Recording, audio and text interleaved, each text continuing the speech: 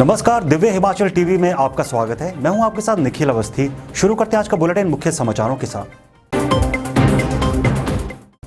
मुख्यमंत्री जयराम ठाकुर का तंज, कोरोना काल में कांग्रेस सत्ता में होती तो देश को लूट लेती। पूर्व मुख्यमंत्री वीरभद्र सिंह ने जयराम ठाकुर पर बोला सियासी हमला, हेल्थ सेंटर बंद करने पर लिया आड़े हाथ। प्रदेश सरकार की दूसरी ग्राउंड ब्रेकिंग सेरेमनी टली, 10,000 करोड़ का निवेश था संभावित। सरकार का 3 साला जश्न कल, भाजपा के राष्ट्रीय अध्यक्ष जगत प्रकाश नड्डा और रक्षा मंत्री राजनाथ सिंह वर्चुअली लेंगे हिस्सा। इस साल सरकार को चुकाने होंगे 7,870 करोड़, कांग्रेस काल में लिए कर्ज की वापसी कर रही सरकार। कबड्डी के नाम पर ठगी करने वाले धरे गए, युवकों को नेशनल खिलाड़ी बनाना चाहते थे ठग। नव वर्ष की पूर्व संध्या पर भी अधूरी रहेगी बर्फबारी की हसरत, राज्य में 29 दिसंबर से 1 जनवरी तक मौसम साफ। कल मैदानों में बारिश, पहाड़ों पर होगी बर्फबारी, प्रदेश में 28 दिसंबर को भी जारी रहेगा यही क्रम। और अब समाचार विस्तार से। विपक्ष को संतुष्ट करना हमारी प्राथमिकता नहीं है, सरकार की प्राथमिकता विकास है जो धरातल पर दिख रहा है। एक पत्रकार वार्ता के दौरान मुख्यमंत्री जयराम ठाकुर ने विपक्ष पर खूब हमला बोला। देखिए और क्या कहा सीएम ने। मुख्यमंत्री जयराम ठाकुर ने कहा कि कोरोना के इस काल में यदि कांग्रेस सत्ता में होती तो देश व प्रदेश को लूट लेती। जिस पार्टी ने झूठा बिल बनाकर अपने हाईकमान को सौंप दिया तो उसके नेता कुछ भी नहीं कर सकते हैं।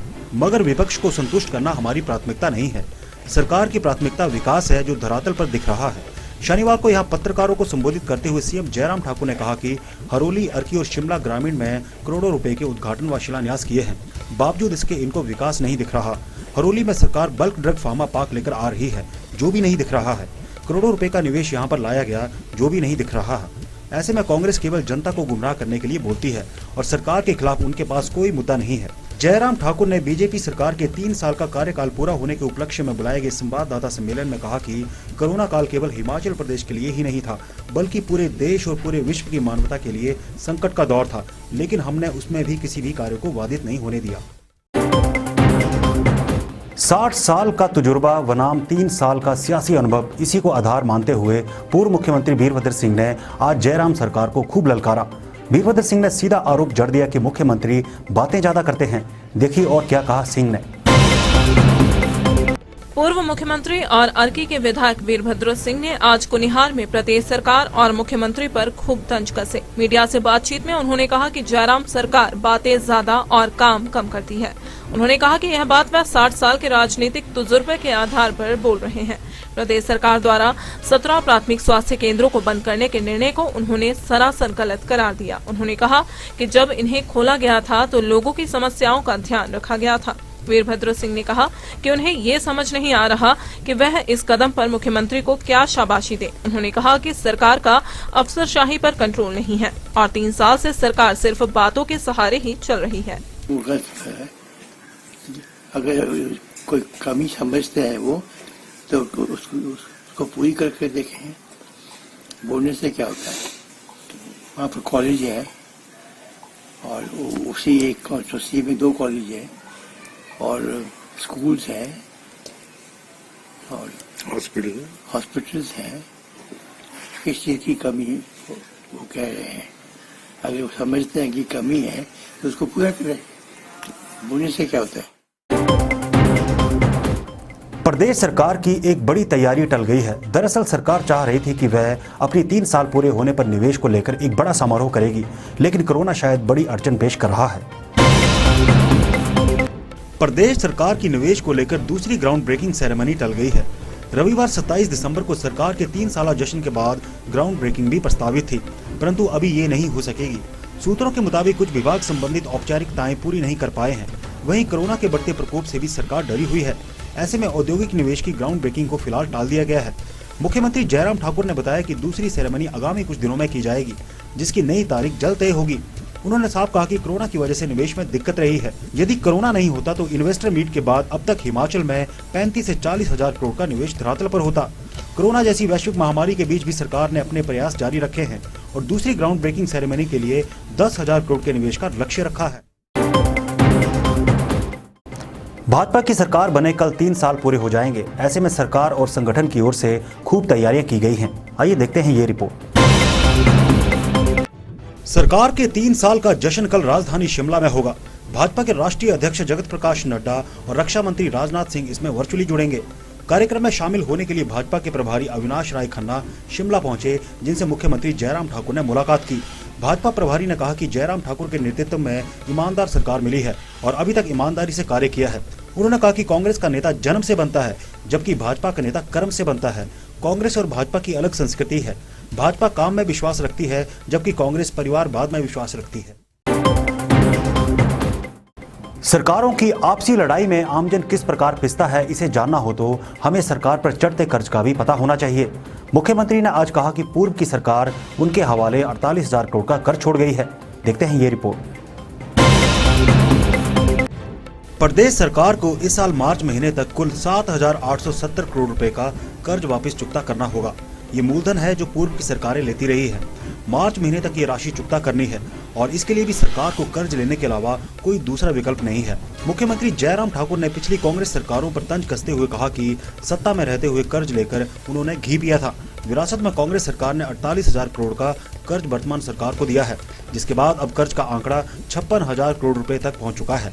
पूर्व सरकारों ने ऐसी हालत कर दी है कि अब बिना कर्ज के कुछ हो भी नहीं सकता। हालत ये हो चुकी है कि मौजूदा सरकार 3,700 करोड़ का मूल कर्ज इस साल चुका चुकी है और मार्च माह तक 4,000 करोड़ का कर्ज चुकाया जाना शेष है। कि हमारी सरकार ने 2020-21 में जो लोन इन्होंने लिए उसकी जो रिपेमेंट का जो है 3,700 करोड़ रुपए जो है वो वापिस किया। 3,700 करोड़ रुपए हमने 2021 में वापिस किए, क्योंकि जो लोन लेते हैं उस लोन की वापसी की जो है वो फाइनेंशियल ईयर जो है तय होती है, आपको वापिस करना पड़ता है। क्या ये लोन हमारी ही जो लगभग जो हमने जो 4,000 करोड़ के लगभग जो लोन वापिस ये 3,700 करोड़ के लगभग जो वापिस किया, ये हमारा कंट्रीब्यूशन है। लाइबिलिटी वो क्रिएट करके गए और हम उसकी रिपेमेंट कर रहे हैं और उस पैसे को वापिस कर रहे हैं। भरोसा करें तो किस पर करें? मामला पांवटा साहिब का है, जहां कबड्डी खिलाने के नाम पर ही ठगी पकड़ी गई। आइए जानते हैं क्या है पूरा मामला। पांवटा पुलिस ने कबड्डी ट्रायल के नाम पर ठगी करने वाले गिरोह के सदस्यों को दबोचा है। पुलिस को सूचना मिली थी कि शिलाई क्षेत्र के कफोटा में कबड्डी ट्रायल का आयोजन किया जा रहा है, जिसमें खिलाड़ियों को ट्रायल का प्रलोभन देकर नेशनल व प्रो कबड्डी खिलाने की बात की जा रही थी। यहाँ खिलाड़ियों से 300 रुपए एंट्री फीस भी ली जा रही थी। शिकायत मिलने के बाद जब मौके पर पहुंची पुलिस टीम ने आयोजन अनुमति पत्र के बारे में पूछा तो आयोजक कोई जवाब न दे पाए। गहनता से पूछताछ में पता चला कि आयोजक किसी सरकारी या गैर सरकारी समिति के सदस्य ही नहीं थे। इनमें से 2 आरोपियों को धारा 420 के तहत गिरफ्तार कर लिया गया है। शक के दायरे में वो आए, जब हमने पूरी तरह से वेरिफिकेशन की तो ना तो वो कोई अपना डॉक्यूमेंट दिखा पाए इसके रिगार्डिंग, टूर्नामेंट के रिगार्डिंग, ना ही तो उन्होंने प्रशासन को कहीं भी इस बारे में इन्फॉर्म किया गया था, जो कि ऐसे क्षेत्र में जहाँ की प्रशासन की मौजूदगी काफ़ी कम है, तो इसमें इस प्रकार से उन्होंने एक तरह से धोखा ही करने का प्रयास किया है और लोगों को गुमराह करने का प्रयास किया है और पैसे इकट्ठे करने का प्रयास किया है। तो इस संदर्भ में हमने पुलिस ने धारा 420 के अंतर्गत मुकदमा दर्ज किया है और जो भी इसमें लोग इन्वॉल्व थे उनको हिरासत में लिया है, जो कि मूलतः रूप से हरियाणा के रहने वाले हैं और इसमें आगामी हम अन्वेषण अमल में ला रहे हैं। सैलानियों के लिए इस बार भी नए साल का जश्न फीका ही रहने वाला है, क्योंकि टूरिस्ट को उम्मीद रहती है कि वे शिमला पहुंचेंगे तो स्नोफॉल भी होगा, मगर कई साल से ऐसा नहीं हो रहा है। देखिए ये रिपोर्ट। हिमाचल प्रदेश में नववर्ष की पूर्व संध्या पर भी सैलानियों की बर्फबारी की हसरत अधूरी रह सकती है। मौसम विभाग द्वारा प्रदेश में नववर्ष की पूर्व संध्या पर बर्फबारी होने की कम ही संभावना जताई जा रही है। प्रदेश में क्रिसमस पर भी सैलानियों के हाथ निराशा लगी है। पिछले कई सालों की तरह इस बार भी सैलानियों के व्हाइट क्रिसमस की हसरत पूरी नहीं हो पाई, जिसके बाद अब सैलानी नववर्ष पर बर्फबारी होने की आस लगा रहे थे। मगर राज्य में 29 दिसंबर से 1 जनवरी तक मौसम साफ बना रहने की संभावना जताई जा रही है, जो सैलानियों सहित पर्यटन कारोबारियों को निराशा लेकर आ सकती है। उल्लेखनीय है कि शिमला सहित प्रदेश के अन्य प्रमुख पर्यटक स्थलों पर हर साल नववर्ष के जश्न को मनाने के लिए काफी तादाद में सैलानी पहुंचते हैं। और आइए अब जानते हैं मौसम का मिजाज। मैदानी इलाकों में कहीं कहीं गर्जन के साथ बारिश हो सकती है। मौसम विभाग ने पहाड़ी क्षेत्रों में बारिश के साथ बर्फबारी का पूर्वानुमान लगाया है। यह सिलसिला 28 दिसंबर को भी जारी रहेगा। मौसम विभाग की माने तो 2 दिन की बारिश के बाद 29 दिसंबर से 1 जनवरी तक मौसम साफ रहेगा। शनिवार को दिन भर मौसम साफ बना रहा। दिन के समय धूप होने से अधिकतम तापमान में बढ़ोतरी रिकॉर्ड की गई है। अधिकतम तापमान में 1 से 3 डिग्री का इजाफा आंका गया है।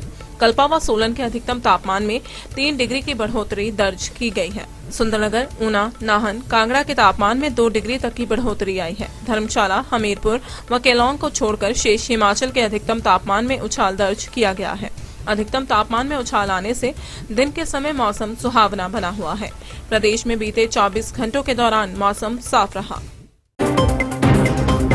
और अब चलते चलते एचपीयू ने स्थगित किया असिस्टेंट प्रोफेसर का साक्षात्कार। 28 से 30 दिसंबर को होना था इंटरव्यू। कांगड़ा पुलिस ने भटियात के लाहड़ू चौक में 1 किलो 312 ग्राम चरस समेत धरा तस्कर। पेट्रोलिंग के दौरान मिली सफलता। राजीव गांधी पंचायती राज संगठन किसान हित में शिमला से धर्मशाला तक 12 दिन की पद यात्रा शुरू करेगा। और खड़े ट्रक को दूसरी दिशा से गुजरते ट्रक ने मारी जोरदार टक्कर। हादसे में हो गई बेकसूर युवक की दर्दनाक मौत। आज के लिए बस इतना ही। देखते रहिए दिव्य हिमाचल टीवी।